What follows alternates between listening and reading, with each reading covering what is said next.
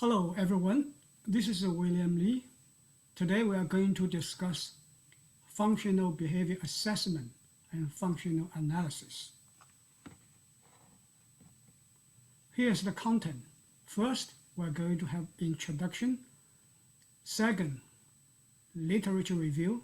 Number 3, discussion. Number 4, conclusion. Number 5, references. Introduction. My name is William Li. I am an RBT and a graduate student in the FBA program at Ball State University. I have 2 part-time jobs in 2 companies for people with ASD, working in a client home and in a clinical center, respectively. In the future, I plan to work in a private clinic. I do not have much experience in FBA and FA. Currently, I am assisting BCBA to collect data for FBA. In this review, we're going to discuss the following. Functional behavior assessment. What's functional analysis? The steps of conducting FBA and recent development of FBA in applied behavior analysis in several settings. So what is FBA? Functional behavior assessment is a process for identifying problem behavior, collecting data, and interpreting data. FBA and its information gathering procedure result in a hypothesis about function that the behavior is serving for the client. The hypothesis derived from the FBA help select and develop intervention to improve or eliminate the behavior.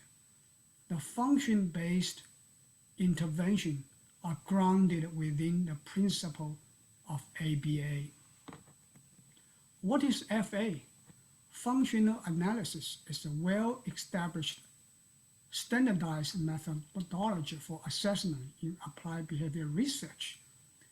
FA is a procedure that sets up specific conditions based on 4 functions of behavior. The experimental procedure data allow us to determine with more confidence that behavior serves which function or functions.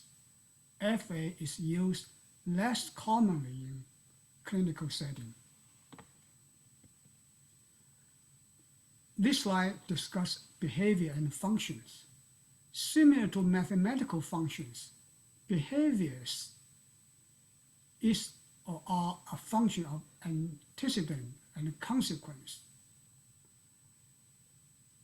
For behavior analysis, consequence, behavior and consequence are 3 contingencies. There are 4 functions of behavior: access, attention, escape, automatic reinforcement. While Cipani proposed a different classification of behavior, he indicated that there are 2 major functions: access function and escape function. Here are some examples of function of behavior. A person engage in behavior to receive attention, so the function of the behavior is attention. A person engage in behavior to get access to an item or activity, so the function of behavior is access. A person engage in behavior to escape from a task demand, the function of behavior is escape. A person engage in behavior because it physically feels better or release something that feels bad. The function of behavior is automatic reinforcement. So why we conduct FBA? First, to conducting the behavior of concern, how, where, and when it occurs. We need to understand why client engage in behavior. We need to develop a hypothesis regarding the function that the behavior serves.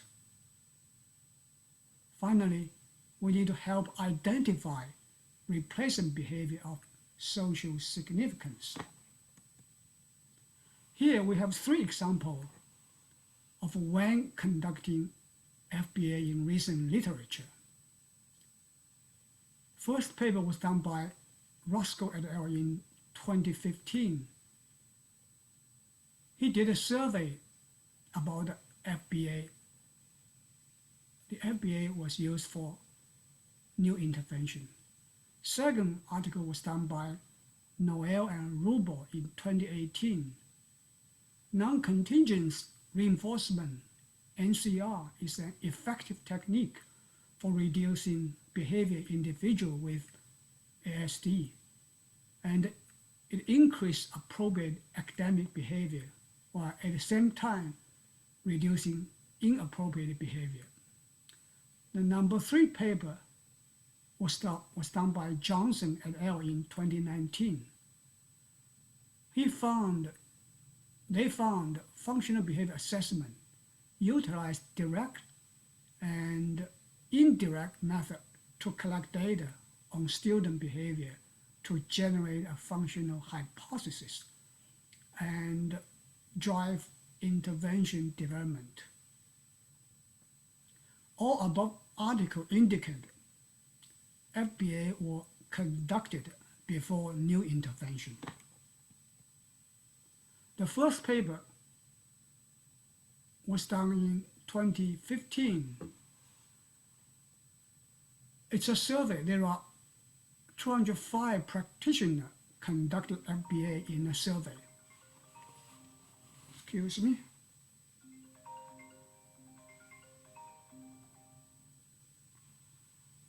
In 2015, Roscoe et al. Reported that it was important to conduct functional assessment before treatment development for problem behavior. The study was a survey from about 200 practitioners in Massachusetts. They were working in settings for individuals with DD, developmental disability. It was found that most frequently used functional assessment was descriptive assessment. Only 35% of respondents indicate that typically use functional analysis to inform the development of behavior plan. Second paper is about treating a 7-year-old boy behavior. In 2018, Noel and Rubel reported the effect of NCR on perseverative speech and engagement for a 7-year-old boy with ASD. Functional behavior assessment was conducted before providing NCR to the boy during group social skill training using an ABAB design. The FBA results indicate that student perseverative speech was maintained by attention. The study results show that non-contingent reinforcement reduced the boy's perseverative speech and increased his engagement with social skill training. The result expanded on prior literature by demonstrating NCR could be an effective behavior reducing procedure for attention-maintained behavior that occurs in naturalistic educational contexts. Additionally, results indicate NCR increased appropriate academic behavior while simultaneously reducing inappropriate behavior. The number 3 paper discussed the result by a survey by Johnson et al. Johnson et al. In 2019 reported that school psychologists were trained to conduct FBA and use them regularly in school. They used utilize direct and indirect methods to collect data on student behavior to generate a functional hypothesis and drive intervention development. In this study, about 200 people complete a web-based survey developed using expert review and cognitive pretesting. Respondents reported receiving training in FBA across multiple resources and utilizing multiple data collection methods when conducting FBA. Most respondents reported their gender were female, about 87%. They were between 30 to 39 years old.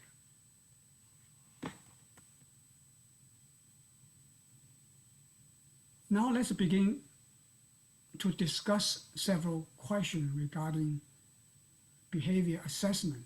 First question is, how do you determine when you should conduct a functional behavior assessment? Functional behavior assessment is conducted when student behavior is interfering with his/her learning or learning of others. When student behavior is interfering with his/her daily life or the life of others.